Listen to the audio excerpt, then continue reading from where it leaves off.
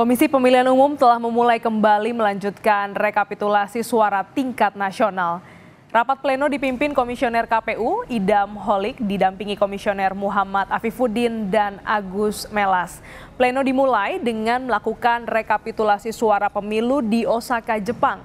Sebelumnya, Rabu kemarin, KPU merampungkan rekapitulasi suara di 7 TPS luar negeri. Tenggat waktu penyelesaian rekapitulasi suara di dalam negeri hingga luar negeri jatuh pada 20 Maret 2024. Pada Rabu siang, Ketua KPU Hashim Asyari dan 6 komisioner KPU lainnya menjalani sidang pemeriksaan kode etik di Dewan Kehormatan Penyelenggara Pemilu atau DKPP. 7 komisioner KPU dilaporkan seorang warga negara yang juga sebagai pemantau pemilu terkait pemberitaan media massa dugaan kebocoran data pemilih tetap atau DPT di pemilu 2024. Kita skor,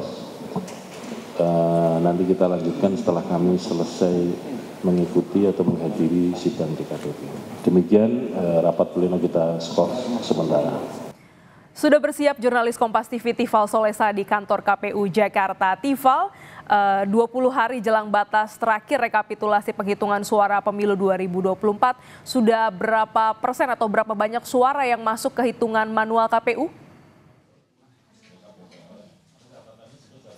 Sebetulnya kalau untuk hitungan persentase masih menunggu penjelasan lebih detail lagi dari Komisi Pemilihan Umum Republik Indonesia. Namun untuk keadaan sampai dengan siang hari ini total sudah ada 8 panitia pemungutan luar negeri atau PPLN yang sudah dirampungkan proses rekapitulasi suaranya. Titik ke-8 yang masih terus dilakukan pembahasan sampai dengan sekarang, diskusi dan juga pengawasan dari sejumlah saksi ini di PPLN Osaka, Jepang, dan tercatat dalam informasi yang disampaikan oleh pihak panitia pemungutan luar negeri Osaka khusus untuk agenda pemilihan presiden 2024. Di sana keunggulan dicatatkan untuk pasangan Prabowo Subianto Gibran Rakabuming Raka dengan perolehan 1.977 suara, sementara untuk pasangan Anies Mohaimin sebanyak 1.177 suara dan pasangan Ganjar Mahfud MD sebanyak 745 suara. Kami coba rekap kembali perolehan suara dari ketiga pasangan calon Pilpres 2024 yang sudah berlangsung kemarin.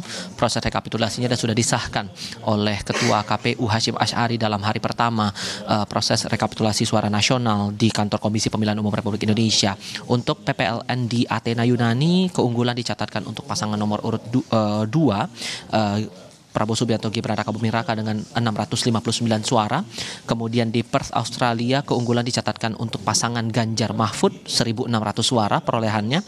Kemudian di Manila, Filipina, keunggulan kembali dicatatkan oleh pasangan Prabowo Gibran dengan besaran 478 suara. Kemudian Rabat, Maroko, dicatatkan keunggulan untuk pasangan Anies Mohaimin sebanyak 188 suara. Kemudian di Praha, Republik Ceko, keunggulan kembali dicatatkan untuk pasangan Prabowo Gibran sebanyak 185 suara. Manama dicatatkan untuk pasangan Prabowo Gibran kembali 528 suara, dan Tokyo, Jepang sebanyak 9.939 suara untuk pasangan nomor urut 2. Kalau melihat dinamika dari 2 hari perjalanan proses rekapitulasi suara nasional di Komisi Pemilihan Umum Republik Indonesia ini, Glenis, sebetulnya banyak interupsi ataupun juga perdebatan yang masih muncul sampai dengan saat ini sehubungan dengan penggunaan atau akuntabilitas dari data Sirekap. Ini yang kembali dipertegas lagi ataupun dipertanyakan kembali oleh saksi dari pasangan calon Ganjar Mahfud yang berkali-kali, bahkan tadi sebelum rapat pleno hari ini dibuka, mereka kembali mempertanyakan akuntabilitas dan aturan hukumannya kemudian dijadikan dasar bagi Komisi Pemilihan Umum untuk melakukan sinkronisasi data dari Sirekap ini sendiri. Apakah ada duduk duduk perkara secara hukumnya, aturannya apa yang dipakai, kemudian seberapa akuntabel data-data itu kemudian diproses. Karena bahkan kemarin pun juga sempat diperdebatkan kenapa kemudian proses sinkronisasi ini tidak melibatkan langsung pihak saksi maupun juga pasangan calon peserta pemilu 2024, terlebih lagi adalah mereka yang ikut dalam kontestasi kontestasi pemilihan presiden.